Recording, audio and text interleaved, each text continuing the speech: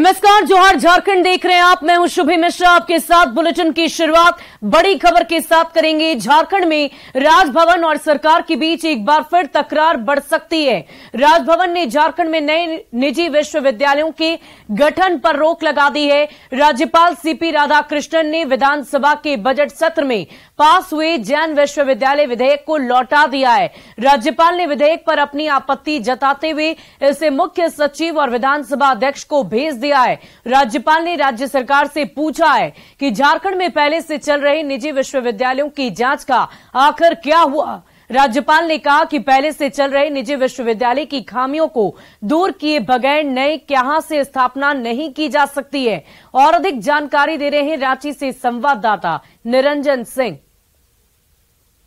निजी विश्वविद्यालयों पर राजभवन ने लगाई है रोक। 21 मार्च 2023 को झारखंड के विधानसभा के बजट सत्रकालीन में राजभवन को भेजा गया था निजी विश्वविद्यालय, उसको लेकर के राजभवन ने आपत्ति जताई है। राजभवन ने कहा कि विधानसभा में जैन विश्वविद्यालय विधेयक पर आपत्ति जताई है। साफ तौर पर यह कहा कि निजी विश्वविद्यालय का औचित्य क्या है। पहले से ही राज्य में कई निजी विश्वविद्यालय चल रहे हैं। इसको लेकर के मुख्य सचिव और झारखंड विधानसभा के स्पीकर से यह रिपोर्ट भी मांगी है और कहा है कि झारखंड एक छोटा राज्य है, यहाँ निजी विश्वविद्यालय का क्या औचित्य है। अगर निजी विश्वविद्यालय है भी तो पहले से कई विश्वविद्यालय मौजूद हैं, जिसकी पठन पाठन को लेकर कई बार राजभवन ने आपत्ति भी जताई है। अब देखना यह है कि आने वाले जो मानसून सत्र है, क्या इस विधेयक पर फिर चर्चा होती है, फिर दोबारा राजभवन को भेजा जाता है, ये आने वाला वक्त ही तय करेगा। रांची से निरंजन। और राजभवन ने झारखंड में नए निजी विश्वविद्यालयों के गठन पर रोक लगा दी है। इस मामले में बीजेपी विधायक सीपी सिंह ने कहा कि कोई भी बिल सदन में लाने से पहले इस पर विचार विमर्श करना चाहिए। उन्होंने आरोप लगाया है कि सरकार की मंशा और नीयत साफ नहीं है।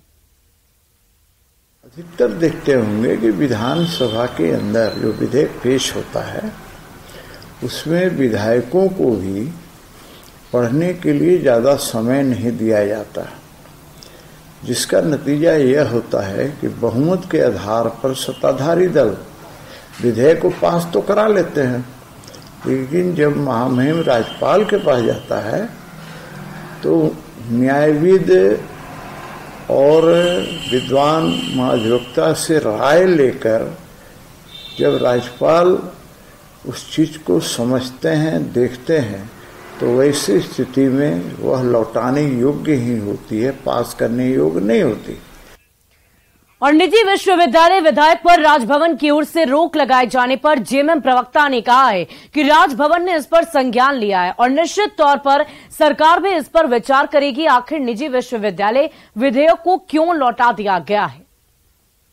सभा की कमेटी के द्वारा जांच भी पहले से चल रहा है और विधेयक लौटाया है। महामहिम ने कुछ बातों की ओर ध्यान आकृष्ट कराया है, तो निश्चित तौर पर उस पर अमल होगा। उसके गुण दोष के आधार पर फिर सरकार निर्णय लेगी। और इधर कांग्रेस प्रवक्ता राकेश सिन्हा ने कहा कि राजभवन विधेयक को पास करना नहीं चाहती है। उन्होंने कहा कि रांची यूनिवर्सिटी की लाइब्रेरी का छज्जा गिर जाने से एक छात्र की मृत्यु हो जाती है, लेकिन इस पर राजभवन चुप्पी साधे रहती है। लोग तो लगातार इस बात को कह रहे हैं कि राजभवन राज्य के अभिभावक होते हैं, लेकिन अगर अभिभावक के द्वारा लगातार इस प्रकार की अगर राजनीति की जाएगी कि एक विकासशील सरकार के चेहरे को अगर बदनाम करने का एक प्रयास किया जाएगा, तो स्वाभाविक तौर पे ये लोकतंत्र के लिए भी ठीक नहीं है और ये राज्यपाल और राजभवन की गरिमा के लिए भी उचित नहीं है। तो पूरी भारतीय जनता पार्टी महामहिम को अप्रत्यक्ष रूप से रख करके सरकार के चेहरे को बदनाम करने का एक साजिश रचने का काम कर रही है। अगली खबर पश्चिमी सिंहभूम से आपको बताएं, जहां कीरीबुरू में हाथियों का झुंड कई दिनों से घूम रहा है। इससे लोगों में दहशत का माहौल नजर आ रहा है। हाथियों का झुंड कभी कभी जंगल से आबादी वाले क्षेत्र के पास आ जाता है। बीती रात को हाथियों का ये झुंड कीरीबुरू बड़ा जामदा मुख्य मार्ग पर ओम शांति स्थल मंदिर के पास पहुंच गया। सड़क से गुजर रहे कुछ लोगों की नजर जब हाथियों पर पड़ी तो वो गाड़ी को तेज गति से चलाकर वहां से भाग निकले। क्षेत्र में हाथियों के भ्रमण से लोग दहशत और परेशानी में हैं। साथ ही वन विभाग से हाथियों को भगाने की अपील की जा रही है।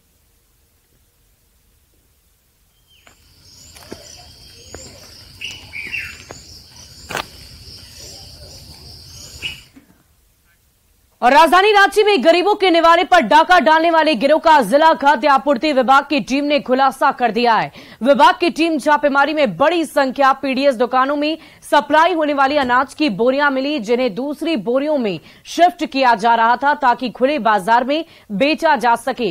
तोपुदाना इलाके के इंडस्ट्रियल एरिया में गोदाम से 150 अनाज के बोरे बरामद किए गए। वहीं गोदाम मालिक को भी हिरासत में ले लिया गया है। उससे आगे की पूछताछ लगातार जारी है ताकि पूरे गिरोह का सीधे तौर पर खुलासा हो सके। और अधिक जानकारी दे रहे हैं इस पूरी खबर पर रांची से हमारे संवाददाता ओम प्रकाश।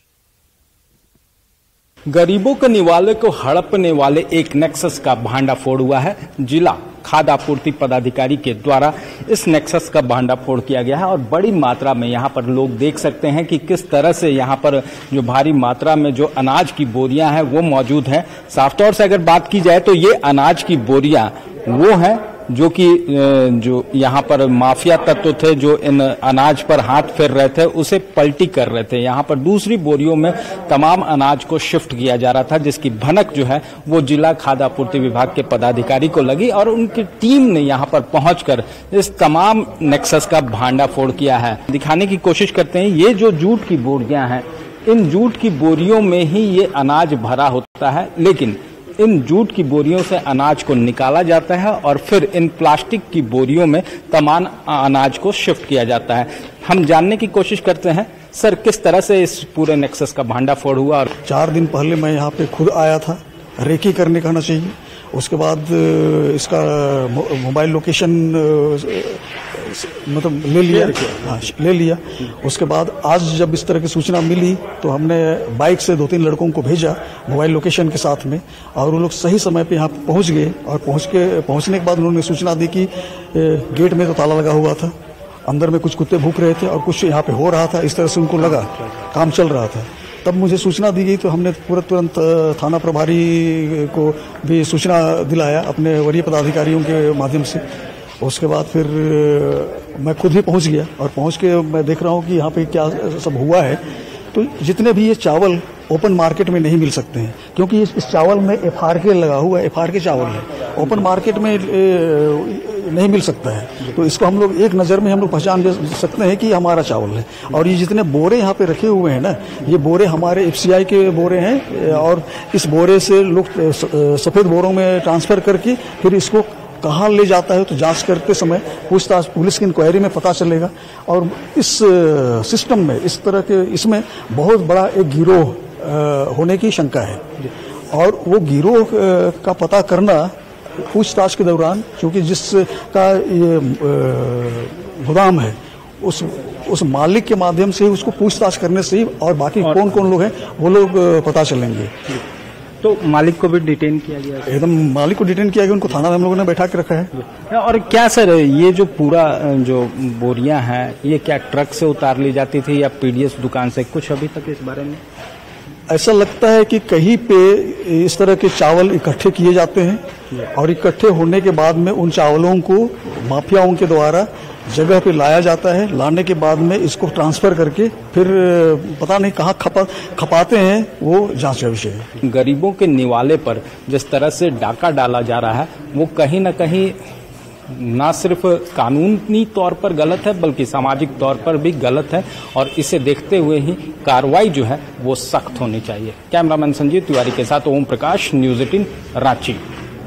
और अगली खबर लातेहार से आपको बताएं, जहां सुरक्षा बलों को नक्सलियों के खिलाफ एक बड़ी सफलता मिली है। सीआरपीएफ की 214वीं बटालियन ने नक्सलियों की ओर से पुलिस को नुकसान पहुंचाने की नीयत से छिपाकर रखे गए हथियारों को बरामद कर लिया है। इसमें एक इंसास राइफल और 2 303 राइफल शामिल है। साथ ही भारी मात्रा में गोला बारूद के साथ नक्सली साहित्य और कई आपत्तिजनक सामान को बरामद किया गया है। गारू थाना क्षेत्र के जयगीर की पहाड़ी पर सर्च ऑपरेशन लगातार चलाया जा रहा था और इसी दौरान जयगीर गांव के समीप जंगल से सीआरपीएफ ने नक्सलियों की ओर से छिपाकर रखे गए हथियार को बरामद कर लिया है। अगली खबर बोकारो से आपको बताएं, जहां मंदिर की जमीन को अतिक्रमण मुक्त किए जाने की मांग को लेकर ग्रामीणों ने 4 एसडीओ कार्यालय पहुंचकर घेराव किया है। साथ ही राज्य सरकार और अधिकारियों के खिलाफ जमकर नारेबाजी की है।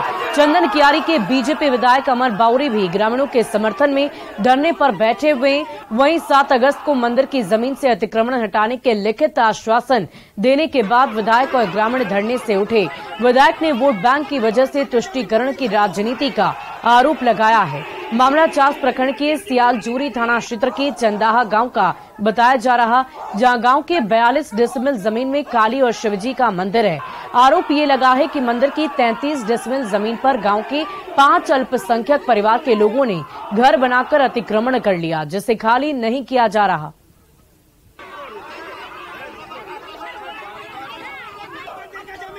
यही समस्या है एडीओ महोदय यो सर, इसको बार बार हम लोग को दौड़ा रहे थे। एक बार अगले घेराव में आए थे हम लोग, तो बोला 7 दिन के अंदर अतिक्रमण खाली हो जाएगा। उसके बाद भी नहीं हुआ। आलमगीर आलम को इन लोग फोन किया, जिसका जमीन है, वही फोन करते हुए बोला कि 1 महीना का समय दो। एडीएम सर बोल रहे हैं कि हमको दबाव दे रहा है आलमगीर आलम। तो हम लोग बोले ठीक है, आलमगीर आलम को हम लोग फोन लगाते हैं। फोन लगा के बात किए, जब आलमगीर आलम सर ने बोल दिया कि कानूनी कार्रवाई किया जाए, फिर भी एडीओ महोदय कुछ ध्यान नहीं दिए इसमें। दिन आप अतिक्रमण को हटाएंगे, आप लिखित दे दीजिए, हम लोग उतना दिन का इंतजार करेंगे। और अगर उसके बाद भी प्रशासन यदि अक्षम सिद्ध होता है तो फिर भाई हम लोग जितने लोग हैं ये सक्षम है। अगर कानून नहीं करेगा तो अपने धर्म रक्षिता रक्षिता, जो धर्म की रक्षा करता है उसकी ईश्वर इच्छा करता है। हम लोग अपने धर्म की रक्षा करने के लिए आगे बढ़े। एक जो पक्ष जो जरूरी है, जो हमको अपनी तरफ से क्लियर करना था, वो ये है कि हम लोग इसके रेवेन्यू रिकॉर्ड और जो जमीन की जो वर्तमान स्थिति है, जो खतियान में है, पंजीकृत में है, जो जमीन का किस्म है, उसको हमें चेक करना है। और चूंकि इसमें इंक्रोचमेंट एक्ट के तत्वाधान में ये केस चला है और उसके अंदर ऑर्डर भी आ गया है, तो अब हम लोग इसको कराएंगे।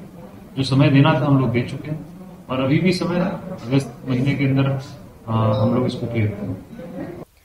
और अब खबर मौसम के मिजाज को लेकर। झारखंड में 21 जुलाई तक हल्की से मध्यम दर्जे की बारिश देखने को मिलेगी। वहीं इस दौरान कई इलाके में ठनका गिरने की भी आशंका व्यक्त की जा रही है। इसको लेकर मौसम विभाग ने अलर्ट जारी कर दिया है और अधिक जानकारी दे रहे हैं संवाददाता गौरव झा। झारखंड में आज से एक बार फिर से मानसून को सक्रिय होने की संभावना जताई जा रही है। जिस तरीके से इस वर्ष बरसात कम देखने को मिली है, किसानों के चेहरे पर साफ तौर से मायूसी देखी जा सकती थी। लेकिन जिस तरीके से कि मौसम पूर्वानुमान आए हैं, यानी आज से लेकर 21 तारीख तक हल्के मध्यम दर्जे की बारिश पूरे झारखंड में हो सकती है। और इस सूचना के बाद शायद किसानों के चेहरे खिल उठे होंगे, क्योंकि इस वर्ष बरसात की बात करें तो करीबन -41 मिलीमीटर कम बारिश पूरे झारखंड में देखने को मिली है। अगर हम किसानों की बात करें तो कई इलाकों में अब तक बिचड़े भी नहीं बोए गए हैं, जिससे धान की खेती को लेकर किसान परेशान है। हालांकि 18 से 22 तारीख के दौरान वज्रपात की जो संभावना है वो भी जाहिर की गई है और इसको लेकर भी मौसम विभाग ने अलर्ट जारी किया है। मौसम विभाग ने कहा है कि मवेशियों को इस दौरान पेड़ और के नीचे और खुले आसमान में रहने की को नहीं कहा गया है। साथ ही ये हिदायत दिया गया है कि मवेशियों को शेड में ही रखा जाए। हालांकि इस बरसात की बात करें तो इस पूरे इस अब तक के मानसून में बरसात सामान्य जो रही है वो सिर्फ गोड्डा में रही है, जहां पूर्व के मुकाबले अब भी अच्छी खासी बारिश हुई है। इसके अलावा पूरे झारखंड की बरसात की बात करें तो करीबन 40 मिलीमीटर कम बरसात देखने को मिली है। अब जब आज से लेकर 22 तारीख तक बरसात होगी तो संभावनाएं ये जताई जा रही है कि इस दौरान किसान अपना बिजड़ा बोलेंगे और फिर धान की खेती सफल होगी। गौरव झा, न्यूज़ 18, रांची। और खूंटी की कृषि विज्ञान केंद्र में ठनका से बचाव के लिए दामिनी ऐप को विकसित किया गया है, जो ठनका गिरने से पहले ही लोगों को जागरूक कर देता है। आसमानी बिजली को सरकारी स्तर पर एक आपदा माना जाता है, जिसे रोका नहीं जा सकता, लेकिन जागरूकता से लोगों की जान बचाई जा सकती है। आसमानी बिजली से बचाव के लिए कृषि विज्ञान केंद्र के वैज्ञानिक लोगों को जागरूक करने के लिए कार्यक्रम चला रहे हैं और इसी के तहत लोगों के मोबाइल से ऐप को डाउनलोड कर आसमानी बिजली से बचाव की पूरी जानकारी दी जा रही है, ताकि जानमाल का नुकसान ना हो। दामिनी ऐप एक ऐसा ऐप है जिसे हम अपने साथ साथ अपने मवेशियों को और आसपास के लोगों को सुरक्षित रख सकते हैं।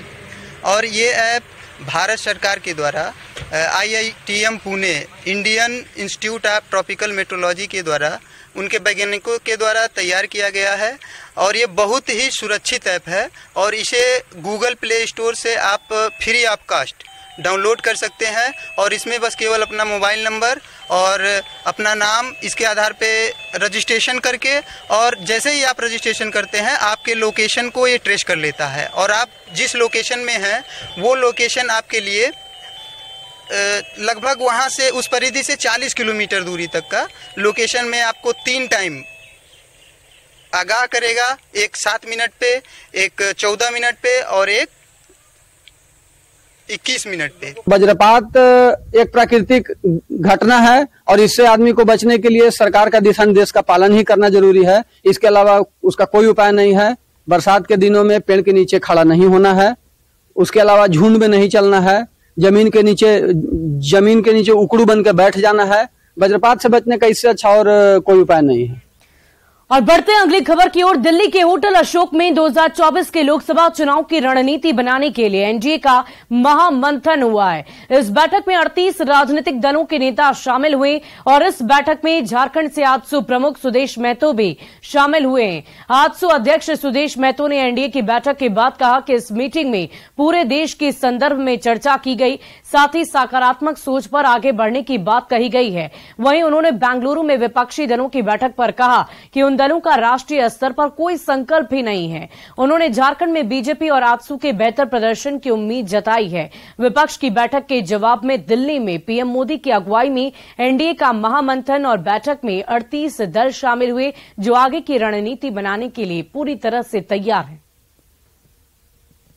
आजसू प्रमुख सुदेश महतो से। सुदेश जी, झारखंड में आप लोगों का अलायंस है बीजेपी के साथ, आज की बैठक में जो बातें कही गई पीएम की तरफ से, उसको झारखंड के संदर्भ में कैसे देखते हैं? ये पूरे देश के संदर्भ में चर्चाएं हुई है और जिस रूप से देश को खड़ा करने में, आगे बढ़ाने में और विश्वव्यापी देश का परिचय बनाने में जो भूमिका प्रधानमंत्री जी की रही है, एनडीए के नेतृत्व में एनडीए के साथ मिलकर इस फोल्डर के साथ आगे फिर से जनादेश लेने की तैयारी होगी। और तैयारी यही है कि नकारात्मक शक्तियों को किनारे करते हुए सकारात्मक सोच के साथ एक बड़ी पहल फिर से किया जाए। एक सीट पर पिछली बार आप लोगों की पार्टी चुनाव मैदान में थी, गिरिडीह से जीती भी थी। इस बार क्या ज्यादा कुछ उम्मीद रखेंगे एनडीए में? ये इस बात का डिस्कस नहीं हुआ। ये हुआ 25 साल के इतिहास का 2 हिस्सा। एक जो पहले वाजपेयी साहब के नेतृत्व में प्रारंभ हुआ, दूसरा हिस्सा 9 साल जो मोदी साहब के नेतृत्व में चला। इन दोनों हिस्सों पर देश के लिए और देश के आम लोगों तक पहुंचने का जो पथ अख्तियार किया गया, उस पर चर्चाएं हुई और आगे भी इसको बोल्डली आगे ले चलने का संकल्प लिया गया। मुख्यमंत्री हेमंत सोरेन भी बेंगलुरु में थे, वहां पर अपोजिशन की मीटिंग हो रही है, उसको कैसे आप देख रहे हैं? कितनी बड़ी चुनौती झारखंड में मानते हैं और पूरे देश में? नहीं, ये बेंगलुरु में इकट्ठा होने का कारण अलग है। सभी दल, वहाँ जितने भी दल हैं, सबके अपने अपने संकल्प हैं और जब नेशनली इनका कोई संकल्प है नहीं, देश के लिए कोई ऐसा इश्यूज इन लोगों ने तैयार नहीं किया, न कहीं ऐसा देश के लोगों को एहसास करने का मौका दिया कि वो देश के लिए कोई काम करना चाहते हैं, इसलिए एकजुट हो रहे हैं। इसका नाम रखा है, किस तरह की लड़ाई देखते हैं और इंडिया शब्द को कैसे देखते हैं? ये अच्छा है, इंडिया तो शब्द है, लेकिन एनडीए लोकतांत्रिक गठबंधन है। ध्यान ये रहे कि लोकतांत्रिक व्यवस्था का नेतृत्व करने के लिए लोकतांत्रिक व्यवस्था से आगे जाने का संकल्प है मोदी साहब का। इनको उम्मीद है इस बात की कि बीजेपी और इनकी पार्टी का जो गठबंधन है झारखंड में बेहतर करेगा। कैमरामैन जगदीश सुप्रेती के साथ अमितेश सिंह, न्यूज 18 दिल्ली।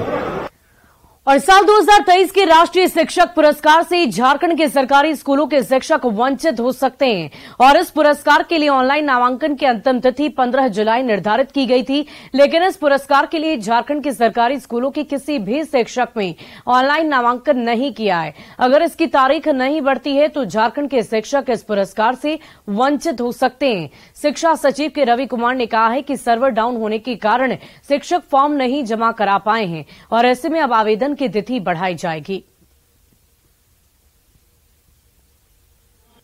लंबा समय था, लंबा समय नहीं भरा, लास्ट में भरने के समय में कुछ ऑनलाइन में दिक्कत हो गया करके बोला गया था। इसमें सचिव के साथ में इसका चर्चा की गई थी, वो भी सचिव सर उसका देखेंगे करके बोला था। उसके एक दिन का पोर्टल नहीं खोला गया था, पोर्टल तो लंबा समय के लिए था। फिर लास्ट दिन में एक टेक्निकल इश्यू हुई थी, उसके बारे में आज सचिव सर से बात हुई थी, बोला था उसका अपने विचार करने के लिए बताया। वैसा दिक्कत होगा मतलब पूरा इंडिया का होगा, इसलिए वो विचार करेंगे। केवल वो खराबी केवल झारखंड में खराबी नहीं होगी, उसका पूरा इंडिया में खराबी होती है। इसलिए सर बोला था मैं उसका विचार कर लेंगे, वैसे इशू होगी मतलब हम लोग कंसिडर करके डिसीजन लेंगे। इंटरेस्टेड नहीं है, रुचि नहीं ले रहे हैं। हालांकि एक दो बार सब कोई भरे हैं, हम लोग भी भरे हैं, तो किसी कारण से नहीं हुआ है। और कुछ प्रक्रिया कुछ है लंबी, जैसे बुक का संबंधित राइटिंग थेसिस वगैरह मांगता है, तो नहीं है, इसलिए भी नहीं हम लोगों का होता है। और अभी समय भी उस टाइप का नहीं पहुंचे हैं, ऐसा भी है, इसलिए लोग नहीं भरते हैं। और साल 2010 में राष्ट्रपति पुरस्कार से सम्मानित शिक्षक डॉक्टर मोहन सिंह ने कहा है कि शिक्षकों ने ऑनलाइन फॉर्म क्यों नहीं भरा, इस बारे में शिक्षा विभाग ही बता सकता है। हो सकता है कि इसका विस्तृत प्रचार प्रसार नहीं हुआ होगा, या शिक्षकों में रुचि नहीं रही होगी, या विभागीय पदाधिकारी भी अभी चूंकि कई फेरबदल हमारे यहाँ रांची जिला में तुरंत जिला शिक्षा पदाधिकारी नए आए हैं, हो सकता है इनका भी अभी ये संपर्क आदि करने में कहीं कमी रह गई होगी। तो ये तो राज्य का मामला है, विभाग का मामला है, ये जाने। लेकिन यह एक ऐसा सम्मानजनक पुरस्कार है जो शिक्षकों को वर्ष में एक बार मिलता है। यह जरूर इसके लिए प्रयास करना चाहिए